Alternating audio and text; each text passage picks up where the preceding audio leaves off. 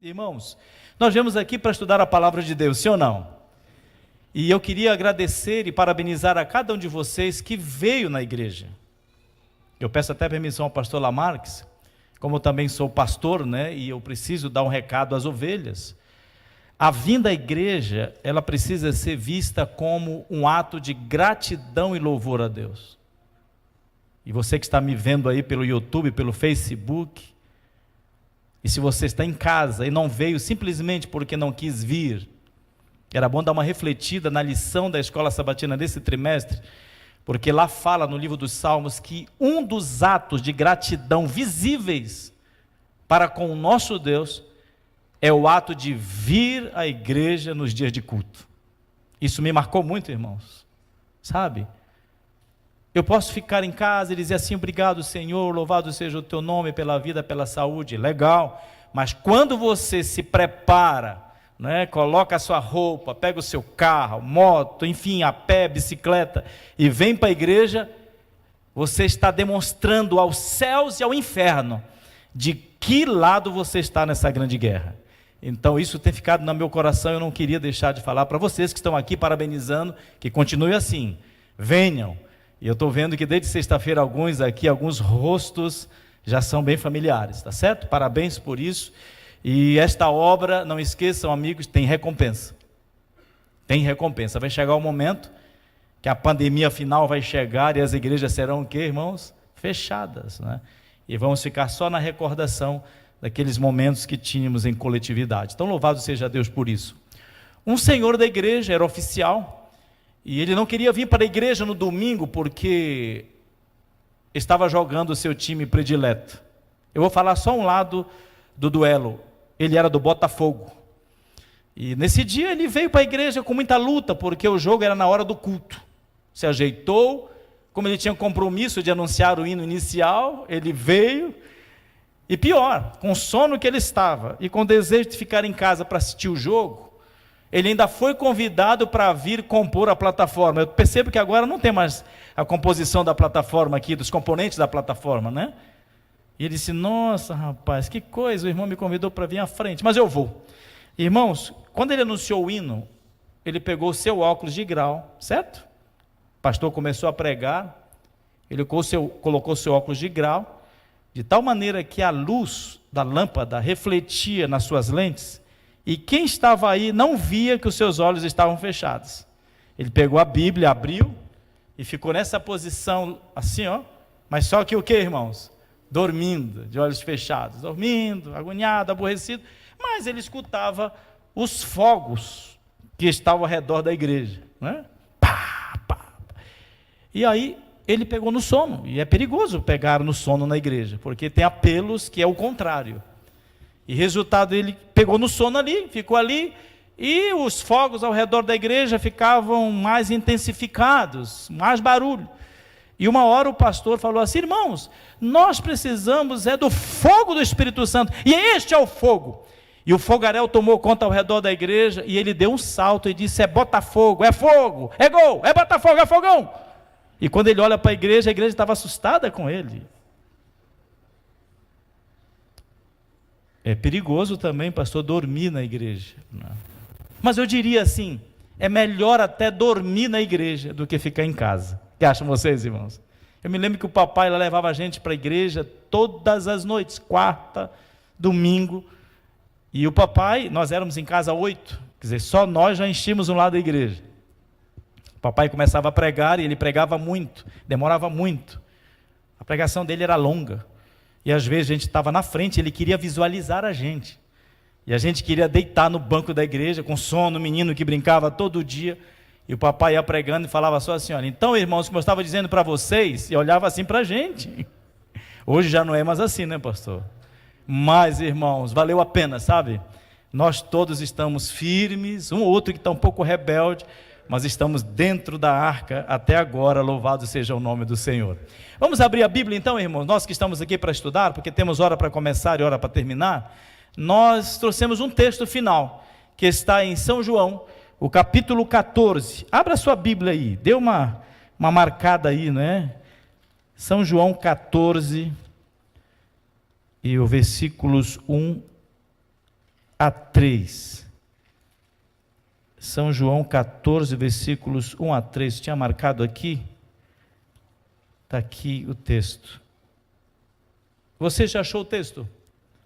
Coloque a mão sobre o texto aí. Vamos fazer uma breve oração. Oremos ao Senhor.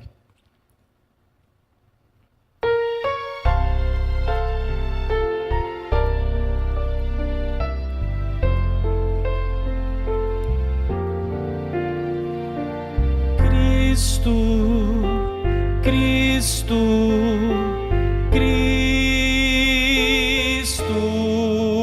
algo existe em ti, Senhor. Mestre,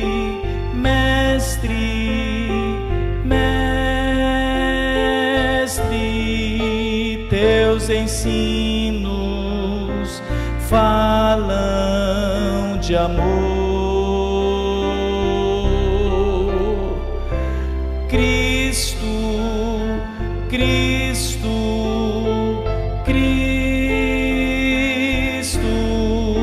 céus e terra proclamarão.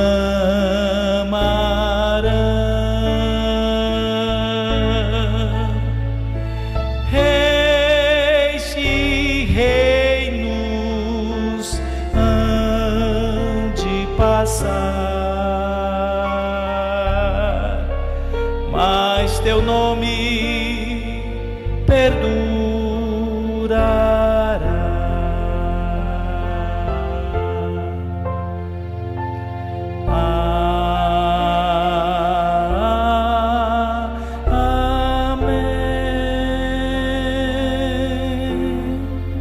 Amém, Senhor. Não se turbe o vosso coração. Credes em Deus, crede também em mim. Na casa de meu pai há muitas moradas, se assim não fora, eu vou-lo teria dito, pois vou preparar-vos lugar, e quando eu for e vos preparar lugar, voltarei e vos receberei para mim mesmo, para que onde eu estou, estejai vós também. Não se turbe. Jesus falava isso aos seus discípulos, preparando-os para a sua ausência.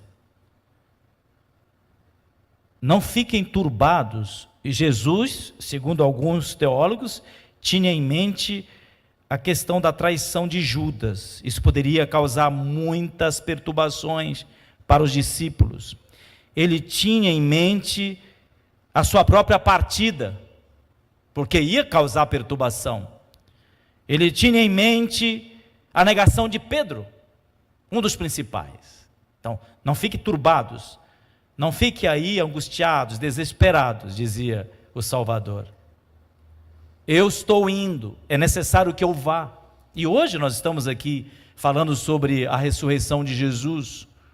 Lá próximo do hotel onde eu estou, tem uma igreja evangélica e desde ontem estão comemorando, e hoje foi forte, um movimento muito forte. Eu estava caminhando hoje na quadra cedo e muitas famílias chegaram e eu escutava uma música que eles cantavam bem alto: ressuscitou, ressuscitou, ele vive, ele vive, ele vive, e cantavam alto.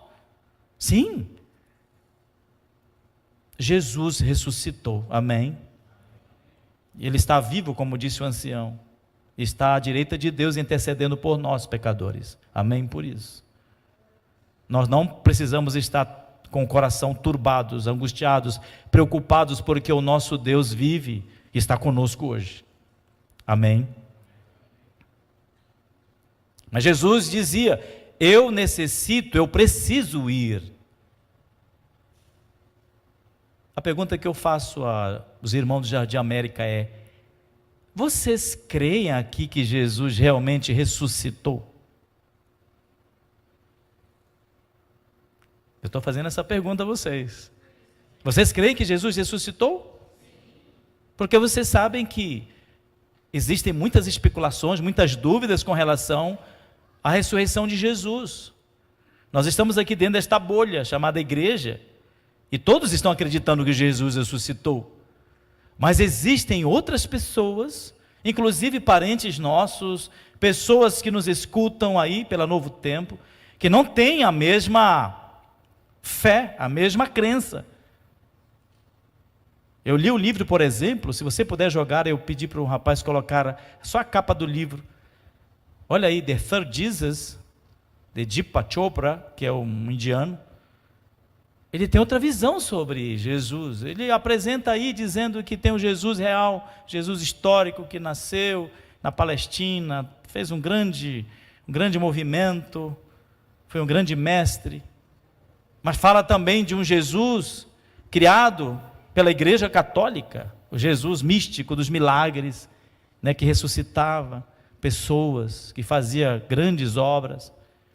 E tem o Jesus iluminado, que é o terceiro Jesus. Esse, inclusive, é o Jesus dos evangelhos. E diz que os evangélicos não conhecem esse Jesus.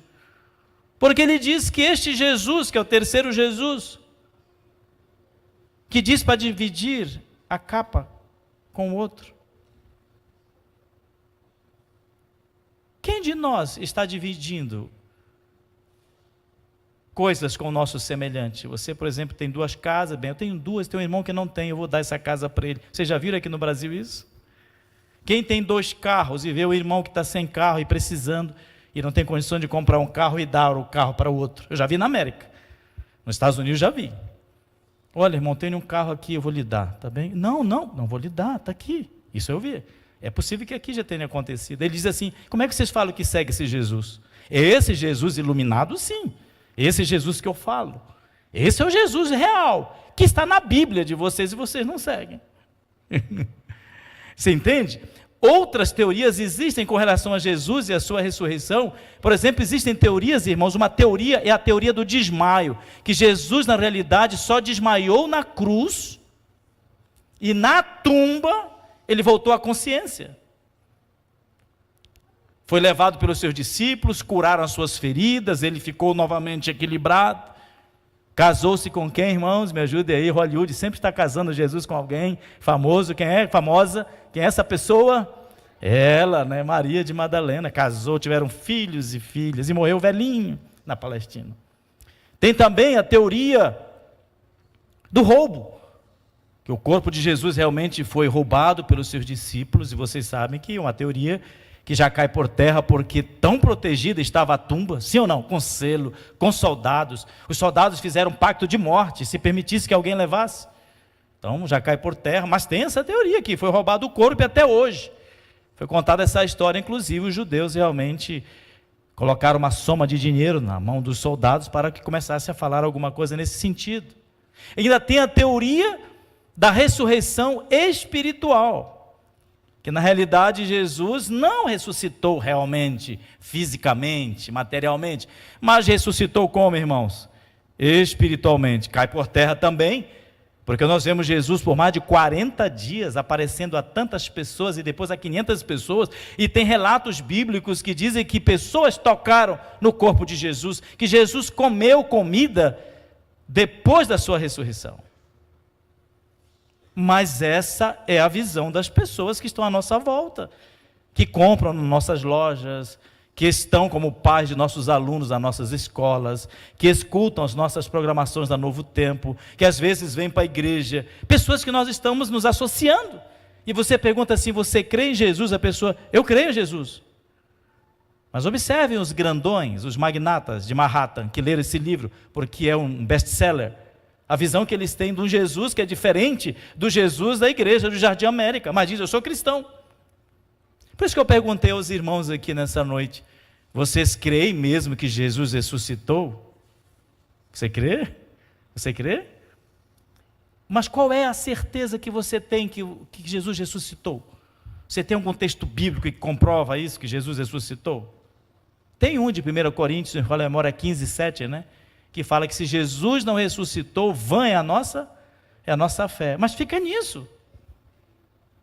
Eu trouxe um texto aqui, irmãos, que comprova que Jesus ressuscitou, é diferente dos outros textos. Abra sua Bíblia em São João, o capítulo 16, o versículo 7. Eu creio que este texto é um texto muito forte, que comprova que Jesus realmente ressuscitou. São João 16 e o versículo 7, mas não está falando de ressurreição. 16, 7 de São João diz assim: mas eu vos digo a verdade, aletheia, convém-vos que eu vá, porque se eu não for, o Consolador não virá para vós outros. Se porém eu for, eu vou-lo enviarei. Olha, eu estou indo aos céus preparar moradas para vocês. Eu vou. Vocês estão observando que a segunda vinda de Jesus, agora quero relacionar, está atrelada à sua chegada no céu. Em outras palavras, se Jesus não ressuscitou e não chegou no céu, não tem segunda volta de Cristo. Ou melhor, não tem o retorno de Jesus. Então, nós temos que crer realmente que Ele ressuscitou e que Ele chegou nos céus. E aqui está dizendo uma prova, irmãos, grandiosa. Qual era a prova de que Jesus realmente havia ressuscitado e que Ele havia chegado no céu? Qual era a prova? O envio do Consolador. Olha aí, irmãos. A maior prova de que Jesus ressuscitou e chegou no céu é que o Consolador só viria para a terra se Jesus chegasse onde, irmãos? No céu. Ele chega lá e diz: agora é a sua vez, e desce o outro. E eu pergunto a vocês: o Espírito Santo realmente foi enviado? Me ajuda aí, irmãos, levantando as mãos. Vocês creem que o Espírito Santo foi enviado? Amém? Amém. Então vamos ver qual é a forma visível que nós podemos ter, concreta, de que o Espírito Santo está aqui. Continue então o texto comigo. Quando Ele vier, convencerá o mundo do pecado, que mais? Da justiça, o que mais? E do juízo. Do pecado, porque não crê em mim. Da justiça, porque vou para o Pai e não me vereis mais. E do juízo, porque o príncipe deste mundo já está o que, irmãos? Julgado. Qual é a certeza que nós temos que o Espírito Santo está entre nós? Número 1, existem pessoas entre nós ou fora de nós que estão sendo convencidas de pecado? Sim ou não? Então o Espírito Santo está aqui e Jesus chegou lá no céu. Você diz o quê? Amém. Me acompanhe aí. Amém, aleluia, disse o pastor aqui. É isso mesmo. Amém, aleluia. Então o Espírito Santo realmente veio. Agora mesmo tem uma senhora lá atrás que estava estudando com o pastor Salo, que está sendo convencida, não é? De pecado, está estudando a Bíblia, e já está marcado o seu batismo para quando, pastor? 21. Quem é que está agindo, pastor? Nessa senhora? É o Espírito Santo. Então o Espírito Santo está convencendo pessoas ainda hoje, de que elas precisam mudar de vida, precisam entregar a sua vida a Jesus e serem batizadas. Diz aí, existem pessoas que estão sendo convencidas de que um juízo está por vir e de que nós precisamos nos preparar para encontrar com esse juiz que virá para julgar a todos, sim ou não, irmãos? Então o Espírito Santo está aqui e Jesus chegou onde, irmãos? Nos céus. Para mim, essa é uma prova, pastor, muito importante, de que Jesus ressuscitou, chegou nos céus, está preparando moradas para nós, e envia como um sinal visível de que Ele está vivo, a presença do Espírito Santo entre nós. Amém por isso, irmãos? E observe que aqui nesse texto, mais para frente, leia comigo, versículo 16. Um pouco e não me vereis. Um pouco e não mais me vereis. Outra vez um pouco e ver-me-eis. Então, alguns dos seus discípulos disseram uns aos outros: que vem a ser isto que nos diz? É um enigma, né, irmãos? É um enigma de duplo sentido, sim ou não? Ou melhor, de duplo significado. Um pouco e não mais me vereis. Outra vez, um pouco e ver-me-eis. Os discípulos ficaram preocupados. O que quer dizer ele com um pouco e não mais me vereis? E outra vez, um pouco e ver-me-eis. Eu vou para o Pai. Preste atenção. Um enigma de duplo significado. Morte e ressurreição. Sim ou não, pastor? Morte Um pouco e não me vereis, morte. E um pouco e me vereis, ressurreição. Mas tem também um significado para a ascensão de Jesus e depois a segunda vinda de Jesus. Então, vocês estão me entendendo que a presença do Espírito Santo entre nós é uma prova inequívoca de que Jesus ressuscitou, chegou no céu, ninguém mais poderia enviar o Espírito Santo. O Espírito Santo veio e está entre nós, convencendo pessoas do pecado, da justiça e do que mais, irmãos? E do juízo. E não só isso, o Espírito Santo agora, ele está agindo como enviado de Jesus Cristo, porque a teologia do envio, né? É o Pai que envia o Filho, é o Filho que envia quem? O Espírito Santo. E o Espírito Santo é uma obra maravilhosa, queridos irmãos, eu quero deixar essa mensagem final com vocês. Nos preparando para me vereis outra vez, que é a volta de Jesus. Abra sua Bíblia aí em 1 de Coríntios, o capítulo, 2 de Coríntios, é melhor esse texto.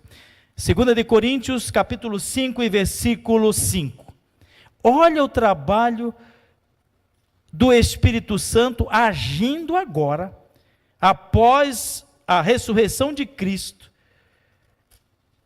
a ascensão de Jesus, a vinda do Espírito Santo como prova inequívoca de que Jesus chegou aos céus, ou nos céus, e está preparando moradas para nós. Observe aqui, irmão, 2 Coríntios 5:5 diz: ora, foi o próprio Deus quem nos preparou para isto, outorgando-nos o penhor de quem, irmãos? Do Espírito. Jesus ressuscitou, foi aos céus, o Espírito Santo foi enviado, e o que o Espírito Santo faz agora aqui dentro? Convence pessoas de pecado, da justiça, do juízo, e não só isso, o Espírito Santo passa a ser agora para os cristãos que acreditam na ressurreição de Cristo, o penhor da nossa esperança. Qual é a nossa esperança, irmãos? A nossa esperança é a seguinte: Jesus ressuscitou, foi para o céu, está preparando moradas e vai voltar para nos levar para o céu. Vocês dizem o quê, irmãos? Amém. Aí diz assim: e este Espírito Santo em vós é o penhor da vossa esperança. O que é o penhor? Alguém pode dar um significado? O que é o penhor? É uma garantia.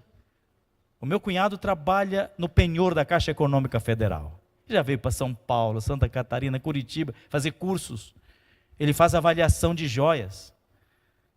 Eu não sei se tem alguém da Caixa Econômica aqui, mas ele me informou que lá as pessoas levam uma joia, e a joia, ela precisa valer mais que o empréstimo. Nunca emprestam a mais do que a joia vale. E por que, meu cunhado? Ele falou: para que o dono da joia seja motivado a voltar para reaver a sua joia. Vocês já entenderam agora a aplicação também para nós aqui. Diz que este Espírito Santo, que é a prova de que Jesus está vivo. Vocês não dizem amém? O Espírito Santo é a prova de que Jesus está vivo. Ele passa a ser agora, nos cristãos que têm essa esperança, o penhor. O Espírito Santo dentro de nós, meus queridos irmãos, é a garantia de que o dono desta joia vai voltar e vai reaver a sua joia. Amém por isso, irmãos? Sabe, irmãos, eu fico pensando assim, nossa, nós, não é, tão frágeis, tão pecadores, somos considerados pelo reino dos céus como joias, o que, irmãos? Preciosas. O inimigo, queridos jovens irmãos, e posso estar falando para alguém que está passando pelo vale da sombra espiritual, quer fazer com que nós sejamos porcarias, que não valhamos nada. Ele nos leva ao pecado, nos joga no chão, não é? Pisa no nosso pescoço e diz que nós não prestamos. Aí quando nós abrimos o nosso coração para o Espírito Santo, o Espírito Santo muda a nossa, o que, irmãos? Natureza péssima em uma joia como, irmãos? Preciosa. Que coisa linda, amém? Por isso, irmãos, Jesus está vivo. E a forma dele mostrar e provar a todos nós é através do seu Espírito Santo, que nos faz ser joias preciosas. Eu não sei quantos de vocês viram aquele hino do Inário Adventista antigo que diz: eis que Cristo vem à terra, lembram? Em busca das joias. Suas joias preciosas, de muito valor. Eu me lembro desse hino quando éramos crianças na igreja e chamava para a gente voltar da classe das crianças. Eis que Cristo vem à terra em busca das joias, suas joias resplendentes de muito valor, como estrelas na aurora, brilhando em glória, na coroa de Cristo, para sempre serão. Amém. Irmãos, eu não valho nada, viu, irmãos, sem o Espírito Santo dentro de mim. Mas o Espírito Santo em mim, eu valho muita coisa para a honra e glória de Deus. Eu sou joia preciosa. Mas não só isso. Observe que esse texto que está aqui em Efésios, me ajuda, é o último texto dessa noite. Efésios, o capítulo 1, 13. Vamos ler aqui, na carta aos Efésios, o capítulo 1, versículos 1, 13. Além desse Espírito Santo que comprova que Jesus está vivo, que Jesus ressuscitou e que Ele vai voltar,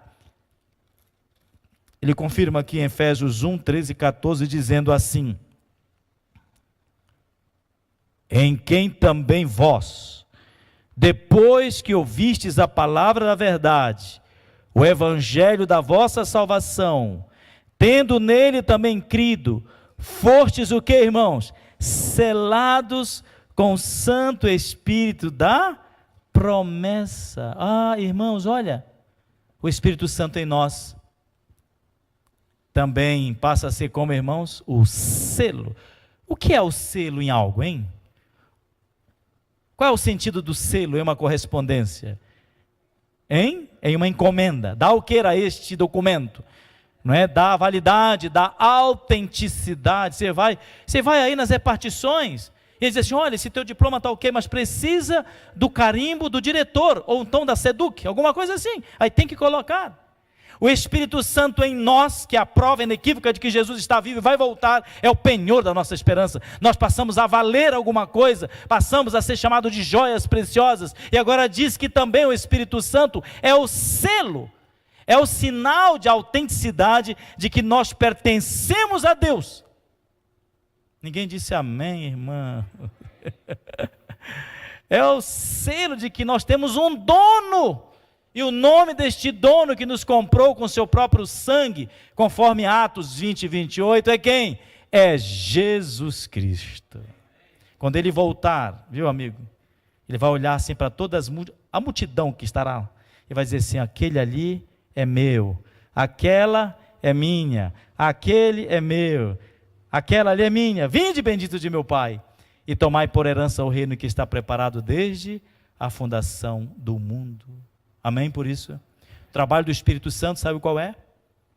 É exaltar a Jesus Cristo. É fazer com que o nome de Jesus Cristo seja exaltado. O trabalho do Espírito Santo é fazer com que os méritos de Cristo lá na cruz do Calvário possam ser beneficiosos para nós aqui hoje. E que nós não sejamos pessoas que vivamos em vão, mas sejamos pessoas preciosas à vista de Deus. E quando Ele voltar, Ele vai olhar do céu e dizer: ali o Tiago é meu, o Salom, Lamarques, né? O Tito, a Ana, o João, quem mais? Tantas pessoas. O Marcos é meu. E quem faz todo esse trabalho é o Espírito Santo em nós, através da cruz. Coloque essa citação final de Ellen White, que exalta a cruz, que fala que devemos ir para a cruz, que devemos receber o Espírito Santo, que assim como o Espírito Santo exalta Jesus, assim como o Espírito Santo exalta a obra da cruz, que nós também na atualidade possamos, irmãos, dar valor a este sacrifício tão grande que foi feito por nós na cruz do Calvário. Eu concluo com esta citação que diz assim: a promessa do Espírito Santo não é limitada a algum século ou raça. Cristo declarou que a divina influência do seu Espírito, me ajudem, irmãos, estaria com seus seguidores até o fim, desde o dia do Pentecoste até o presente. O Confortador tem sido enviado a todos os que se rendem inteiramente ao Senhor e ao seu serviço. Que o Espírito Santo possa ser servido de nosso coração neste momento, e a presença dele dentro de nós nos faça valer alguma coisa. A presença dele nos faz ser joias preciosas, e o poder da cruz estará dirigindo a nossa vida até a volta de Cristo Jesus. Você tem esse desejo em seu coração, irmãos? Você gostaria de ficar em pé? Teremos uma mensagem musical que faz parte desse processo. Você está com forças aí na perna para ficar em pé um pouquinho? Até nós vemos essa oração agora, que será feita através do grupo musical.